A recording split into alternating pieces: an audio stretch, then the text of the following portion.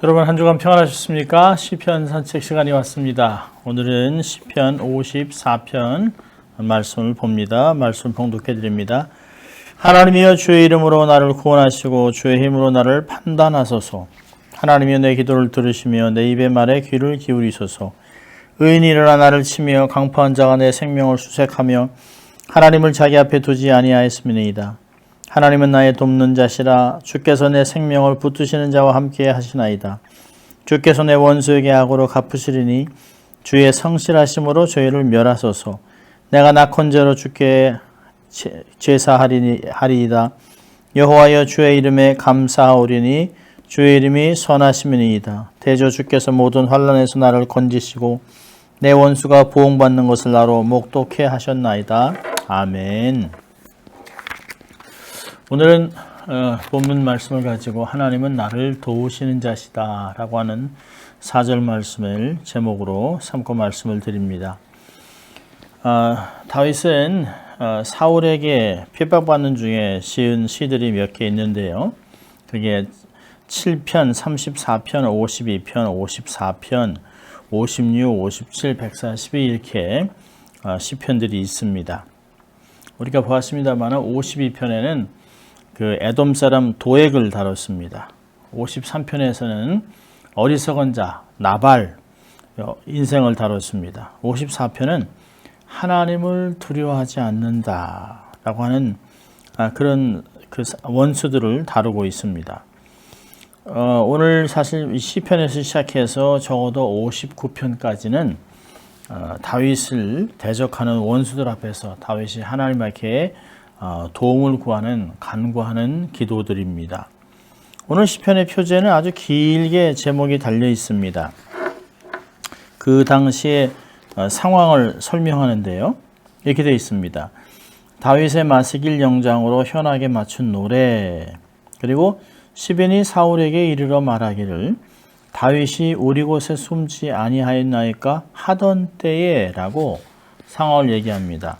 그러니까 유대 땅 안에 있는 10사람들이 사울에게 다윗의 행방을 알려준 사건을 이야기합니다. 그때 이 사람들은 같은 유다 사람임에도 불구하고 이 10사람은 다윗에 대해서 2번이나 사울에게 행방을 알려줍니다. 23장과 사무엘상 23장과 26절에 기록되어 있습니다. 자, 먼저 23장을 보면 아들람 동굴에 사실은 굉장히 많은 거의 600명에 달하는 다윗을 따르는 400명의 사람들과 가족들이 숨어 있었습니다. 굉장히 큰 곳이죠. 어느 날 블레셋 사람들이 그 일날을 쳐서 타작마당을 탈취해서 곡식을 모조리 가져간다는 소식을 듣게 됩니다. 다윗은 비록 사울을 피해 도망 다니고 있는 처지지만 이스라엘 왕으로 기름 부음을 받은 사람입니다. 그래서 이때 다윗이 어떻게 해야 될까 하나님께 묻습니다. 근데 하나님께서 가서 블레셋 사람을 치고 그 일라 사람들을 구원하라라고 얘기하셨습니다. 사무엘상 23장 2절에 이렇게 있습니다. 그러자 다윗과 함께 있던 사람들은 절대 그러면 안 된다. 당신이 드러나면 사울이 금방 당신을 쫓아올 것이라고 얘기를 합니다. 그래서 다윗이 한번 하나님께 다시 묻고 하나님께 확신을 받고 하나님 응답받고 그 일날을 구하러 갑니다. 그래서 이렇게 그 블레셋을 치고 그 일날을 구합니다. 그러자마자 이 소식을 듣고 사울은 득달같이 군대를 몰고 다윗을 잡으러 오게 됩니다. 그럼 그 일날이라고 하는 것은 뒤로는 도망칠 수 없는 막다른 지형에 세워진 성읍입니다. 그래서 사울에게는 다윗을 잡을 수 있는 마치 도관에 든 쥐같이 딱 앞에서 몰아서 하면 영락없이 포위돼서 잡힐 수밖에 없는 그런 상황입니다. 사실은 다윗에게는 절대절명의 위기였죠. 그래서 다윗은 하나님께 묻습니다. 하나님 어떻게 할까요? 그 일라 사람들이 나를 도와줄까요? 라고 하자 하나님은 그 일라가 배은망덕하게도 자신을 블레셋에게 구해준 다윗을 배신하고 그를 사울의 손에 넘길 것이라고 얘기를 합니다. 이 말씀을 듣고 사실은 다윗은 말할 수 없는 배신감을 가슴에 안고 그 일날을 떠나 광야의 요셉 10광의 산골을 전전하게 됩니다. 그러다가 그가 십광야의 수풀에 숨어 있을 때 이를 알게 된 10사람들이 사울에게 사람을 보내서 다윗이 여기 숨어 있다라고 알려줍니다. 이게 이제 사무엘상 29장 19절인데요. 오늘 그 표제에 나와 있는 말씀과 같습니다. 그때 10사람들이 기브아에 이르러 사울에게 나와 이르되 다윗이 우리와 함께 광야 남쪽 하길라산 숲을 조새에 숨지 아니했습니까? 그러니까 얼른 와서 잡아가라는 것이에요. 그래서 다윗이 광야에 있는 것을 알고 사울이 다윗을 잡으러 군대가 오게 됩니다. 그래서 오늘 시편 54편의 첫 번째 배경입니다. 여러분 참 놀랍게도 10사람과 얽힌 것은 이번만이 아니에요. 또 한 번이 있습니다. 다윗이 십광야 앞 하길라산에 숨었을 때 이 사실까지 다윗에게 알려줍니다. 사무엘상 26장 1절에 얘기합니다. 그러니까 다윗이 광야 앞 하길라산에 숨지 않았습니까? 빨리 와서 잡아가세요 라고 얘기합니다. 참 한 번도 아니고 두 번이나 같은 동족이 같은 지파 사람들끼리 같은 지방 사람들끼리 어떻게 이렇게 같은 지파인데 유다 지파인데요. 어떻게 이렇게 다윗을 사울의 손에 넘겨주는지 참 안타깝기 그지없습니다. 자, 오늘 그 구절은 7절로 짧은 시편인데요. 세 파트로 나눠집니다. 가장 중요한 것은 핵심은 4절에 있습니다. 4절을 중심으로 1절부터 3절까지는 시편에 간구하는 내용, 왜 그렇게 기도하게 됐는지 원인을 이야기하고 또 5절, 6절, 7절까지는 그 후의 결과들을 이야기하고 있습니다. 자, 1절부터 3절까지 보면 하나님께 간구하는 애원하는 내용입니다. 1절에 하나님이여 주의 이름으로 나를 구원하시고 주의 힘으로 나를 변화소서. 여기 보면 주의 이름으로, 주님 주의 이름으로라고 얘기하고 있습니다. 여러분 히브리 사람들에게 있어서는 이름이라고 하는 것은 단지 호칭이 아닙니다. 그 이름이 갖고 있는 사람의 어떤 분의 성격, 또 인품, 또 삶을 포괄하는 의미를 갖고 있습니다. 그렇다면 여기서 다윗은 주의 이름으로라고 하는 것은 하나님의 능력, 하나님의 본성, 하나님의 성품 이런 걸 따라 자기를 구원해달라고 기도하는 것입니다. 그러니까 다윗은 당신의 백성에게 선을 베푸는 하나님이라고 하는 그 지식과 또 하나님에 대한 믿음을 갖고 있는 것을 볼 수 있습니다. 2절에서는 하나님이여 내 기도를 들으시며 내 입의 말을 귀를 기울이소서. 귀를 기울여 달라고 하는 표현은 마치 하나님께서 인간처럼 가까이 귀를 이렇게 가까이 대고 듣는 귀를 갖고 계신 것처럼 조금 과감한 표현을 하고 있습니다. 강력하고 간절하게 기도하는 모습을 볼 수 있습니다. 3절에서는 다윗 자신이 왜 이런 기도를 드리게 됐는가를 사실은 설명합니다. 한국말에 나와 있지 않습니다면 왜냐하면 히브리어는 왜냐하면이라고 하는 그 단어로 시작이 됩니다. 여기 보면 10사람은 다윗과 같은 유다 지파지만 그들은 낯선 자들처럼 이방인들처럼 다윗을 대적하고 일어났고 그의 생명을 찾고 있습니다. 왜 이들이 이렇게 했을까요? 같은 지파 사람들인데 아니 어렵고 죄를 져서도 숨겨주고 보호해주고 이래야 될 사람들인데 왜 이들이 같은 지파임에도 불구하고 다윗을 사울에게 넘길까요? 그 이유는 하나님을 자기 앞에 두지 않기 때문이라고 얘기하고 있습니다. 보면 52편이나 53편이나 54편에 보면 다 이들의 삶은 하나님을 부정한 결과로 나타나고 있습니다. 52편에서는 다윗은 도액에 대해서 하나님을 자기 힘으로 삼지 않는 자라고 얘기합니다. 53편에서는 어리석은 자는 그 마음에 하나님이 없다라고 얘기합니다. 두 번이나 반복했습니다.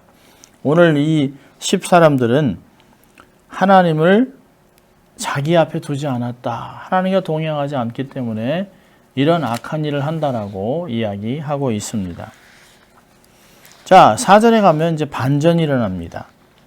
4절엔 다윗이 하나님을 향해서 이렇게 얘기합니다. 하나님은 나를 돕는 이시라 주께서는 내 생명을 붙들어 주시니라고 선언합니다. 이 4절 앞에 보면 사실 한국말은 없습니다만 영어로는 가끔 surely라고 단어를 번역을 해놨는데요. 원래 한국말 없지만 히브리 단어는 힘내, 보라, 집중, 여러분 여기 좀 잠깐 보세요 라고 하는 집중하는 그런 단어를 얘기합니다. 세상에 큰 소리로 믿음을 고백합니다. 3절까지는 그 환경이 얼마나 힘들고 어려워서 하나님께 간구하다가 여러분 그렇지만 여기 보세요. 하나님은 나를 돕는 자입니다. 여기서 나를 돕는 자라고 하는 에젤이라고 하는 단어는 창세기 2장에서는 이 에젤은 부부 사이에서는 돕는 배필이라고 이렇게 해석이 되지만 이런 군사, 오늘 같은 본문에서는 군사 동맹, 언약의 상관관계에 있는 그것을 이야기합니다. 그래서 다윗은 자기가 하나님의 언약 안에서 있기 때문에 언약을 맺은 자이기 때문에 하나님께서 그 언약을 근거로 자기를 반드시 도우러 오실 것을 믿고 있습니다. 그래서 그는 이러한 감격의 고백을 하고 있습니다. 하나님이 나를 도우시는 분이시다. 이제까지 내가 살아있는 것도 하나님의 은혜다라고 고백하는 것입니다. 에베네셀의 하나님, 임마누엘의 하나님, 여호와 라파, 여호와 니시, 여호와 샬롬 이렇게 고백하고 있는 것입니다. 그리고 5절에 다윗은 하나님께서 당신의 성실하심으로 진리를 근거로 자신을 도울 것이라 얘기합니다. 원수에게는 악을 악으로 갚고 돌려주고 진리로 성실함으로 그들을 진멸할 것이라 확신합니다. 자, 그리고 이렇게 그 6절과 7절을 가면 하나님께 서원을 합니다. 다윗은 이제 자기의 기도가 응답된 것을 확신하고 있어요. 6절에 보니까 내가 낙헌제로 주께 제사하리이다. 여호와여 주의 이름에 감사하오리니 주의 이름이 선하심이니이다. 여기 낙헌제라고 하는 프리윌 어프링은 어떤 의무로 드리는 것이 아니에요. 뭐 번제나 어떤 죄 때문에 반드시 제물을 드려야 되는 그런 게 아닙니다. 자원해서 그러지 않아도 되지만 감사하기 때문에 자원해서 하나님께 드리는 감사와 찬송의 제사입니다. 다윗이 하나님께 낙헌제를 드리겠다라고 하는 것은 하나님께서 자신의 기도에 응답하셨다는 것을 전제로 하고 있는 것입니다. 과거 자신의 삶의 은혜를 베푸셨던 하나님께서 지금도 이 상황에서 자기를 구원하실 뿐 아니라 은혜를 베풀어 줄 것을 확신하고 있습니다. 하나님의 선하심을 찬양하고 있는 것입니다. 여러분 마지막 7절을 보면 참으로 주께서는 모든 환난에서 나를 건지시고 내 원수가 보응받는 것을 내 눈이 똑똑히 보게 하셨습니다. 여러분 놀랍습니다. 사실 감사의 그 원인을 구체적으로 설명하면서 이렇게 하실 것입니다라고 얘기하는 것이 아니라 이렇게 하셨다라고 과거형으로 동사를 사용하고 있습니다. 건지셨다, 보게 하셨다, 모두 과거형으로 해석됩니다. 이것은 다윗이 확신을 표시하는 완료형으로 유대인들이 잘 사용하는 것입니다. 내가 내일 반드시 학교를 간다 그러면 나는 내일 학교 갔다 왔다 라고 이렇게 표현하는 것이 유대인의 표현입니다. 너무 확신하기 때문에, 너무 확실하기 때문에 그렇게 표현합니다. 다윗도 하나님이 자기를 그렇게 도우실 것을 확신하고 조금도 의심하지 않기 때문에 아직도 일어나지 않은 것을 그렇게 됐다라고 표현하고 있습니다. 하나님께서 나를 이렇게 도우셨다라고 완료형으로, 과거형으로 표현하고 있습니다. 하나님은 자기가 앞에서 간구한 내용에 대해서 하나님께서 완전히 그 기도를 들으시고 응답해서 자기를 건져주실 것을 확신하고 있습니다. 그래서 자기가 낙헌제를 드리겠다고 감사하겠다고 얘기하고 또 하나님을 향한 놀라운 확신과 신뢰에 대해서 표현하고 있습니다. 이 상황에 이 기도에 어떻게 됐을까요? 하나님은 응답하셨습니다. 다윗의 기도에 대한 응답이 사무엘상 23장 27절부터 29절이 나오는데요. 전령이 사울에게 와서 이르되 급히 오소서 블레셋 사람들이 땅을 침노하나이다. 이에 사울이 다윗 뒤쪽 길을 그치고 돌아와 블레셋 사람들을 치러 갔으므로 그곳을 셀라 하마누곳이라 칭하니라. 다윗이 거기서 올라가서 엔게디 요새에 머무니라.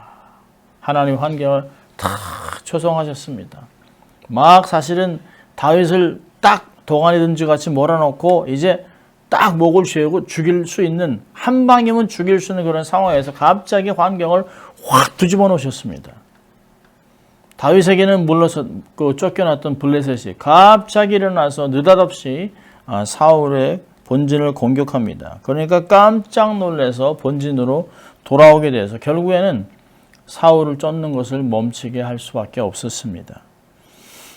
하나님께서는 다윗의 간구를 응답하셨습니다. 그리고 그의 확신대로 하나님이 일하셨던 것을 볼 수 있습니다.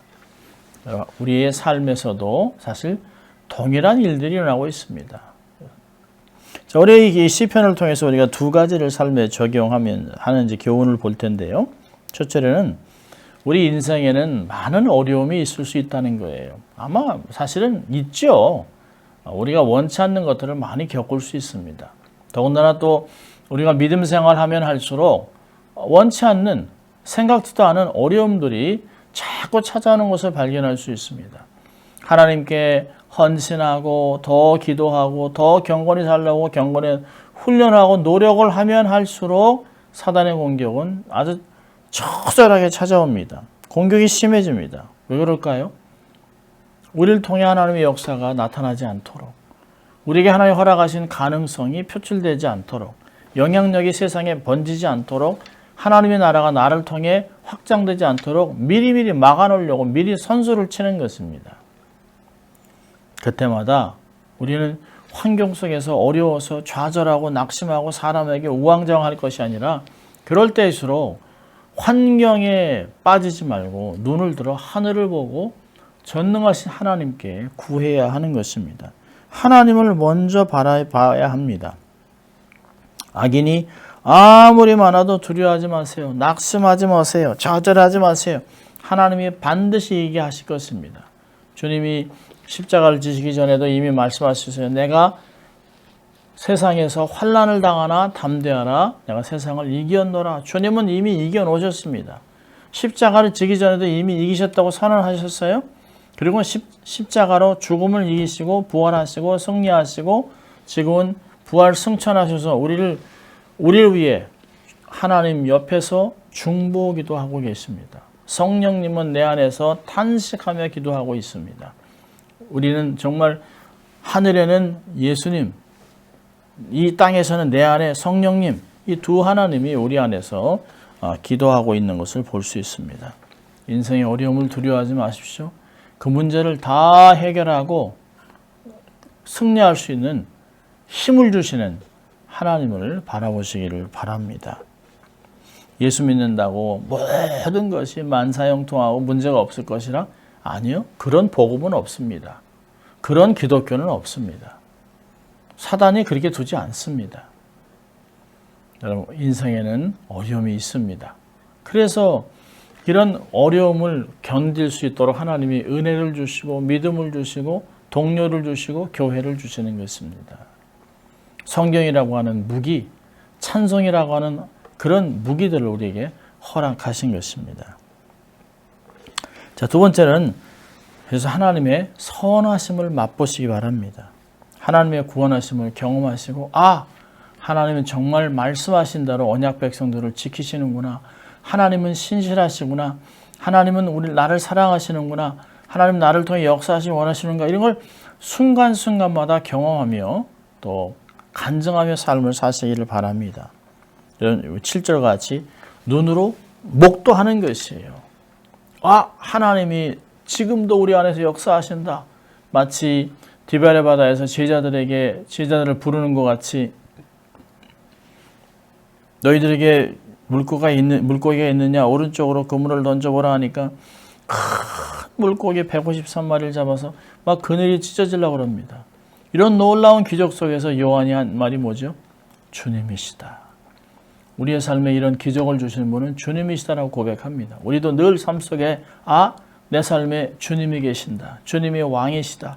주님이 도우신다. 주님이 다 하셨다. 내가 아니라 주님이 다 하셨습니다라고 고백하는 우리들이 되어야 하는 것입니다. 그분께 감사와 찬송을 드리면서 그분을 세상에 알리며 살아가는 우리가 되어야 할 것입니다. 한 주간도 하나님은 나를 돕는 자시라. 하나님은 내 편이라라고 확신하고 승리를 선포하는 여러분 될 수 있기를 주의 이름으로 축원합니다. 기도하겠습니다. 하나님 아버지 감사합니다. 오늘도 이 말씀을 통해 우리 삶에 어려움이 있지만 낙심하지 아니하고 하나님을 바라보다 주의 도우심을 경험하고 하나님을 찬양하고 또 하나님을 이 땅에 알리고 살아가는 저희들 될 수 있도록 하나님 축복하여 주시옵소서. 한 주간 하나님과 동행하며 하나님의 선하심을 맛보고 살아가는 저희들 될 수 있도록 인도하여 주시옵소서. 감사하고 예수님 이름으로 기도합니다. 아멘. 한 주간도 은혜 가운데 승리하는 여러분 되시길 바랍니다. 사랑하고 축복합니다.